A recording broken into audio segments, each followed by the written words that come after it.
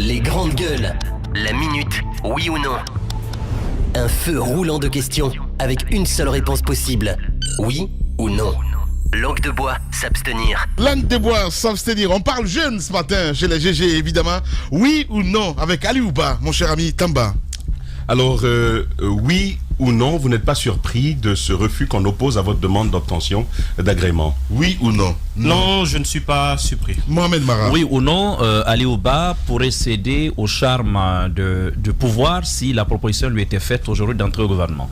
Non, je ne suis pas intéressé. Il y en a eu avant, mais je suis toujours resté moi-même. Aliou. Je ne fais pas confiance. Fais pas la Kalimodou quand même. Non, je ne suis pas intéressé. Ouais, c'est ça. Allez-y, Madame Hiro. Oui ou non, il y a eu beaucoup plus d'amateurisme dans l'installation des exécutifs communaux en Guinée.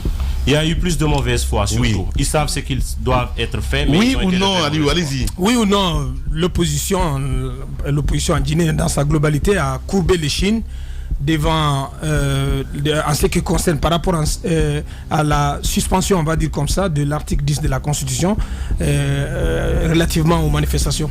Oui, elle aurait pu mieux faire.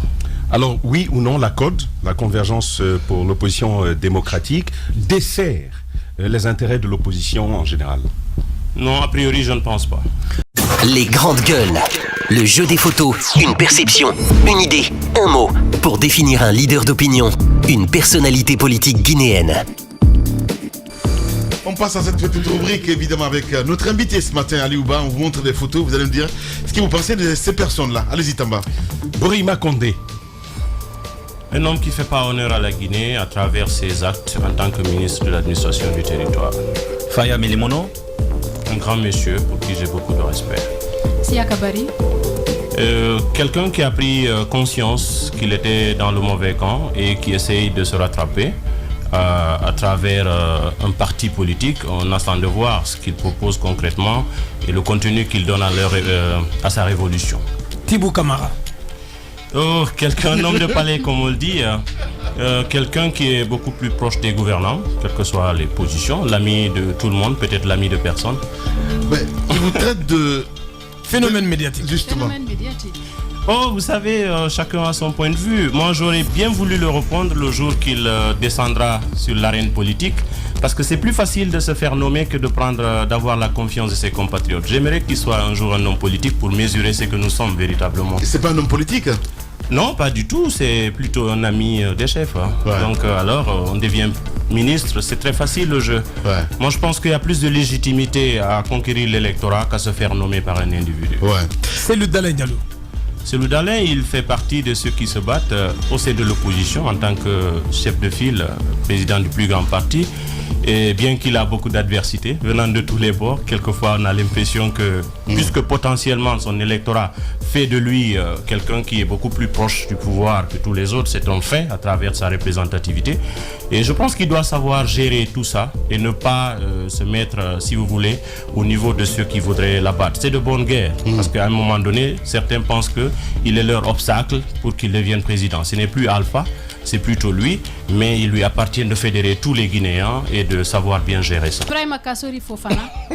Kassori Fofana, je le vois beaucoup plus comme étant prétentieux, à la limite un affairiste, quelqu'un qui dit vouloir lutter contre la corruption.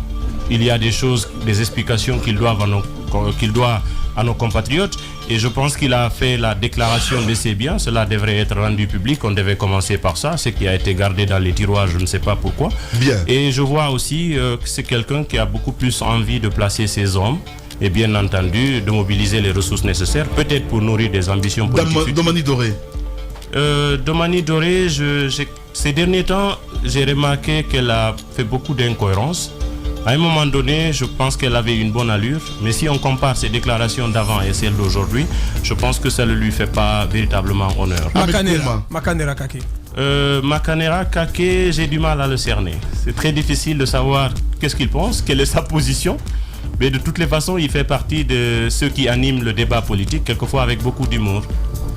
Peut-être un mot sur votre invitation. Il fait de l'humour ou c'est lui-même qui vous inspire de l'humour? Mais ça m'inspire de l'humour et ça inspire beaucoup de nos compatriotes. Je rigole beaucoup quand il fait certaines déclarations.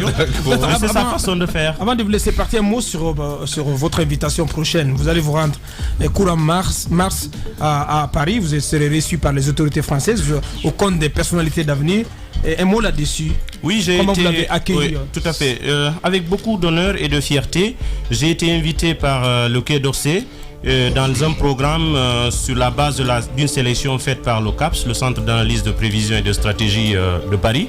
Et c'est un programme personnalité d'avenir qui identifie des personnes qui, quand même, à travers leur influence, selon les caractéristiques du programme, leur influence positive dans leur pays, ont du potentiel et qui peuvent, à la limite, dans le futur, devenir des personnes, des décideurs. Et bien entendu, c'est un programme qui va m'amener à faire des rencontres à l'Assemblée nationale française, à l'Élysée et tout ça. Est-ce que ça ne vous inquiète pas de vous savoir être ciblé par la France, par sa diplomatie, lorsqu'on a à l'esprit la France-Afrique et toutes ces manœuvres? Non, pas du tout. Vous savez, j'ai eu d'autres programmes avec d'autres grands pays avant celui-là. Donc, avec les États-Unis avec les États-Unis, avec le système des Nations Unies. Alors, on ne peut pas être tout le temps suspicieux. La France, c'est vrai, quand la France est sensible, on parle toujours de tout ça. Mais moi, je ne vois pas. C'est pas que du mauvais. Je vois plutôt la possibilité pour un jeune que je suis de faire un retour sur expérience. D'abord, je suis enseignant, cela a compté. Aujourd'hui, mes étudiants peuvent tirer profit de tout ça. Je suis à la tête d'un parti politique qui a besoin de grandir, de faire des affiliations à l'international. Donc, c'est une ouverture pour nous. Et en plus, on ne peut pas se faire manipuler, on ne peut pas rester dans la suspicion. Et d'ailleurs, la plupart de ceux qui crient France-Afrique, impérialisme, colonialisme, c'est des gens qui ne se gênent pas de vivre dans ce luxe français, mais qui ont des leçons à donner. Moi, je ne me sens pas concerné par ce populisme-là. Je suis quelqu'un de réaliste. Tous les programmes qui peuvent contribuer si vous voulez, à rehausser ma qualification, à me donner plus d'expérience et à aider mes collaborateurs à avoir plus d'ouverture, je suis preneur, je suis pas demandeur. Et d'ailleurs, c'est une occasion pour moi de remercier les autorités françaises à travers l'ambassadeur de France qui m'a reçu en audience pour me le notifier. Merci beaucoup, Aliouba, d'être passé chez les grands. Je vous remercie.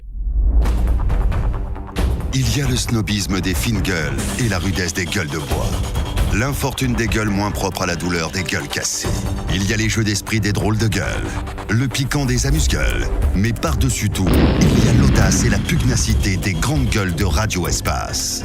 Exubérantes et effrénées, rarement politiquement correctes et toujours excessives, les grandes gueules plus que jamais déterminées. Grandes gueules à vie. Seul le Tout-Puissant pourra nous faire taire. Bienvenue chez les GG de Radio Espace Guinée.